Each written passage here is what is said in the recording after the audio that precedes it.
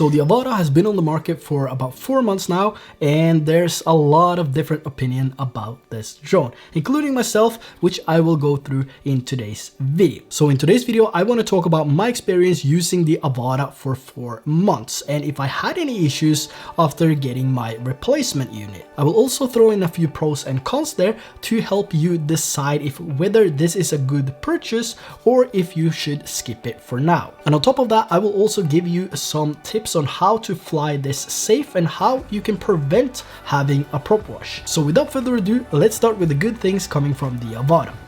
Now, the first good thing about the Avata is, of course, gonna be the weight. I keep on saying that in every single video that I make with the Avata because I'm so used to, well, not anymore, but I was so used to the heavy brick of a drone, the DJI FPV, which is 795 grams. That means when you get close to the ground, you really gotta push the stake to keep it from crashing, especially if you're brand new, which I was when I first got the DJI FPV. But with 410 grams in the Avata, it has a huge advantage, and you don't have to do heavy stick maneuvers to keep it up into the air, even when you're flying close to the ground or you want to just spin up from an obstacle or anything like that. So a huge advantage for the Avata, and I keep on saying that because I really mean that. Weight has a huge impact on your flying experience, especially if you are a beginner. So 410 grams is a really big benefit for the Avata, especially if you're looking to get any of the DJI FPV drones. I always pack this inside my backpack, so that means I have to take the props off.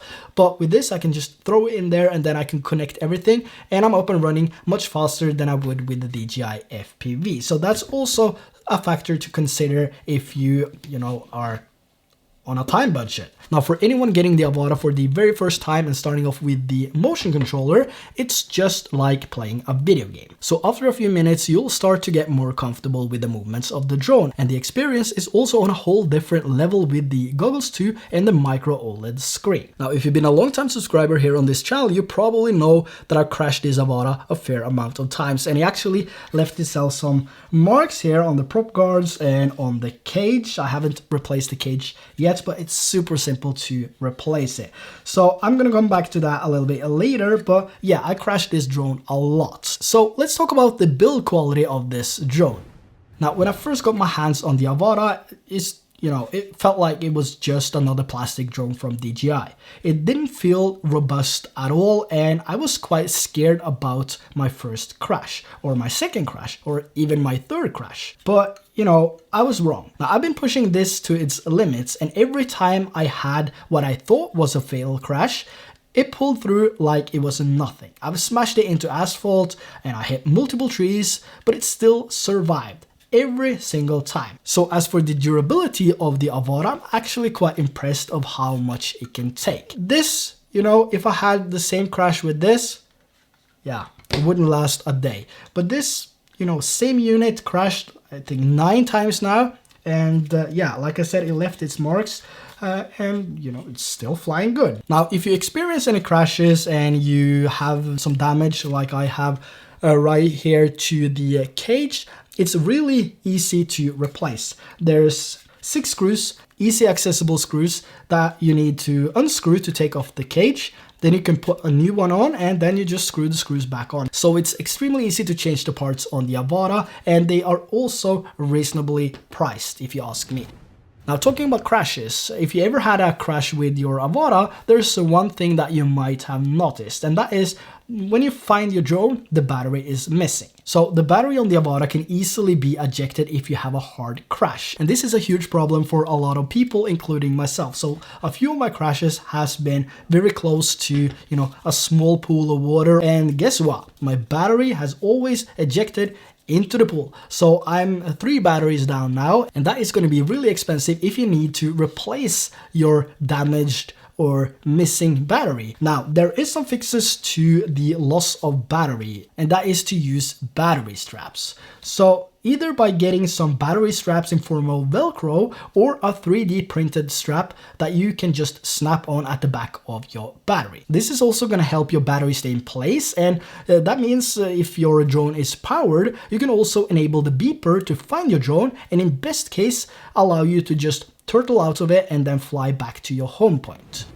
Now, the biggest flaw of this drone, probably the flaw of the year, I think you already know it, but it's gonna be the SD card placement. I've said it before and I'm also gonna say it again. It's the worst placement ever. It would be better to have 100 gigabytes of internal storage and a single USB-C port to connect and transfer your footage, or at least when they decided to make such a bad placement for the SD card, at least include a smaller 90-degree USB-C cable to make it easier and faster for the consumer. It's a horrible placement of the SD card. Now, despite this being a problem for a lot of people, you will quickly get used to it, but it's, in my opinion, is a huge flaw.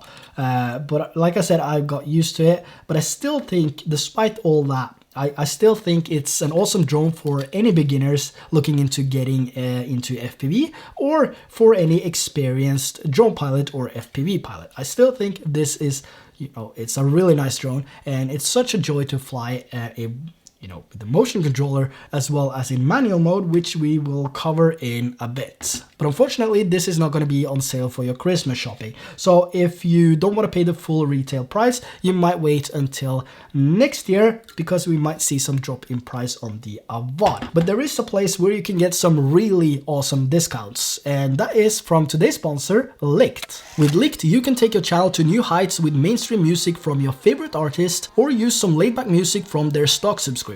You'll find over 1 million mainstream tracks to choose from, so including artists like Bruno Mars and Sam Smith has never been easier. Now, one of the key things with mainstream music is the way it catches the viewer's attention. By using the most popular songs from world-famous artists, which is recognized by the person watching your video, that person will 99% of the time watch more of your video. It's a win-win situation. The viewer watch more of your video and you get more revenue. And with the biggest music catalog for creators and unlimited usage of stock music, it's super easy to find the track needed for your content. All of this without losing ad revenue.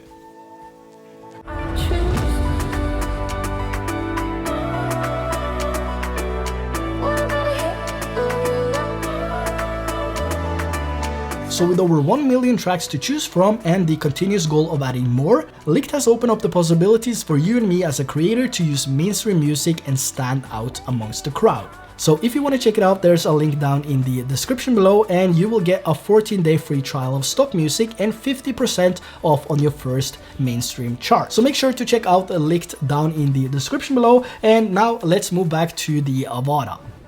Now, what I like the most about the Avata is that it not only gives me that immersive flying experience, but it can also record in 4K up to 60 FPS, where I prefer to record in 50 FPS because it's closer to the frame rate of my main camera and also closer to the cinematic standard, which is 24 FPS. Now, it also has two downwards facing sensors, which gives you the precise landing and warning if the ground is uneven, which I think is really awesome actually. Even though I catch it by hand most of the times, from a beginner's perspective, it will just add to the safety and you will have one less thing to worry about. But what I really liked with the Avata is that it has the different flight modes. So I can actually change to normal mode during a flight when I'm in manual mode and make it hover in place. I use this every single time I'm out flying with this drone. This is also what I start to take off with. So I do all my takeoffs in normal mode, and once I have some altitude, I swap it over to manual mode. Now, when I'm done flying, I fly closer to the landing position or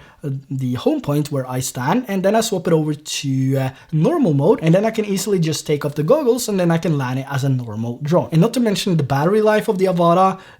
I mean, this is extreme compared to custom FPV drones. Even this was extreme compared to custom FPV drones.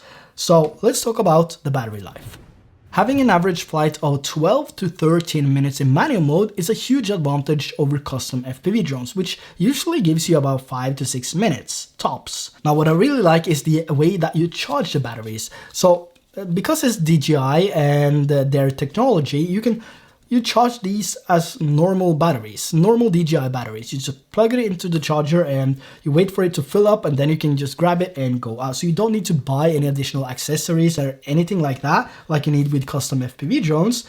So that's a huge advantage for the Avata or the DJI FPV drone. They both charge in the same way. This is just smaller and gives approximately the same flight time. And you can probably get more if you fly normal mode with the motion controller and then you just cruise around to get to know your drone. Then you can probably get up to 14 or 15 minutes. Now, another thing I love with the Avata is the image coming from this drone. To me, it's just amazing how good this looks. I just love it. Having everything in one drone with 4K 60 or 50 FPS, which I'm filming with, and decent like color profile, it's as easy as you want it to be to capture amazing videos. I just love the color science of the decent like color profile, and because it's just a half flat profile, I haven't really felt like I needed to put an action camera on top of the Avata, but there is reasons to do so. So let's dive into that. So what I think is a con of the Avata, you might not suffer from this issue, but it's the Avata only shooting in 50 and 60 FPS.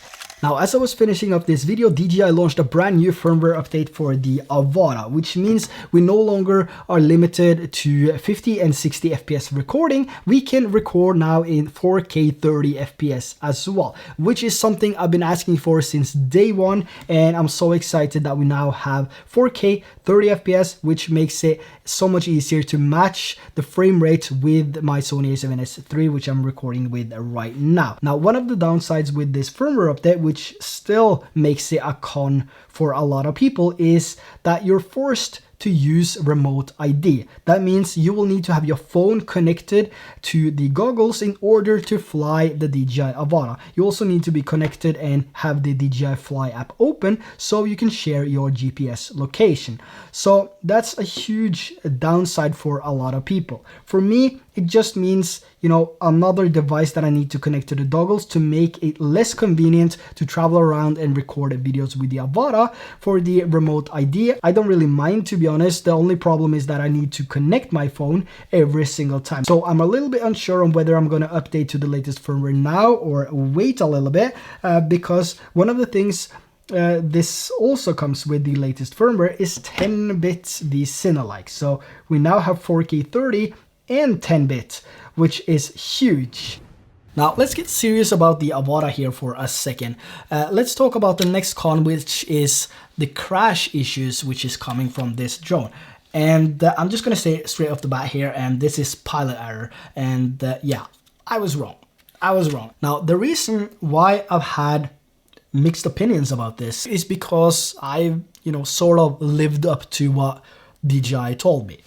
That's it. So I think DJI is obviously having some issues with the Avata, and they keep on sending people new replacements every week to compensate. So the issues that I've seen DJI report is that this is just a malfunction and nothing else, or that the unit has some problems with the ESC, and what I received, you shouldn't have any issues with the new unit and the latest firmware. And in other cases, they also reported that this has been a pilot issue. So there's so many different answers that DJI is giving to people having the exact same issue. I can understand why people have mixed feelings about the Avata and why some are angry and some are not, because some are not experiencing this and some are, and some people are trying to force this on the Avata. So the big question is, why is this happening and how can it be prevented? So the yaw washout is not going to happen at top speed and doing the fastest turn that you can do, or flying slow and still doing the fastest turn that you can do. It actually happens when you fly normal and do a slightly above normal speed turn. So I found this video from Luke Maximo, and he did some different tests, and same as me, going fast and whipping around, nothing happened. But as soon as he stepped down on speed and movement, he could easily replicate the yaw washout. So to me, it's definitely a pilot issue. Now, even though this might not be fixable with a firmware update, I hope DJI takes this seriously and looks into different solutions that helps stabilize the drone when this is happening. Now, it's also worth mentioning that this is only happening with the DJI FPV controller too. So if you fly the motion controller, you will not have this issue. Now, I'm gonna leave his full video down in the description below if you want to check it out. And he also has a pretty good explanation of why this is happening. So I really recommend that you go check out his video. Now, with the new firmware, despite all the crashes that the DJI Avata has, especially for beginner FPV pilots, this might actually fix the yaw washout issue. So if you experience a lot of your washouts with your Avata, then I recommend that you update to the latest firmware. Also, if you need to record in 4K 30, then update to the latest firmware. But if you don't need to record in 4K 30 and you still don't experience any issues with your washout, then there's no reason to update to the latest firmware and then just add the additional hassle of connecting your phone to the goggles for remote ID in order to fly the Avata. Now, this is the replacement unit that I received from DJI after the first one dropped in the drink, and I have still yet to experience some issues with this. I've tried to replicate the same movements and the same speed and the same speed of turn that Luke did in his video, but I just can't manage to drop it. That's a good thing because that means, you know, in the future I might not see this problem. Because the last test I did, I was going full out and, you know, I was spinning like a maniac, but obviously that is not the problem. The problem is when you hit that sweet spot, which is kind of strange. Now, will I still recommend the Avata despite having some cons? I mean, all the equipments that you buy is going to have some pros and cons to it, and it's the same with the Avata. Yeah, I will still recommend this drone. Now, this combo right here with the FPV controller and the Avata, it's hands down awesome. It's extremely fun to fly. Even with the motion controller, I think it's a lot more fun than it used to be because, you know, I've been getting more into using the motion controller because some part of me is still a little bit scared of dropping this into the drink. So I feel it feels a little bit safer with this, but it's more risky and more fun with this. That's my conclusion of the two controllers. Now, even though the Avata combo is more expensive than some of the custom FPVs, if you're a complete beginner, you still have to buy the goggles, you still have to buy controllers, and you still have to buy, you know, everything that you need for your custom FPV. And at the end, depending on where you live, it's gonna add up to the same or more. Here in Norway, it's going to be more, for sure. 100% sure it's going to be more if you have a custom FPV. But the Avata, you know, it's a great choice if you want to start out. And it basically takes away all the hassle with needing to purchase different devices to charge.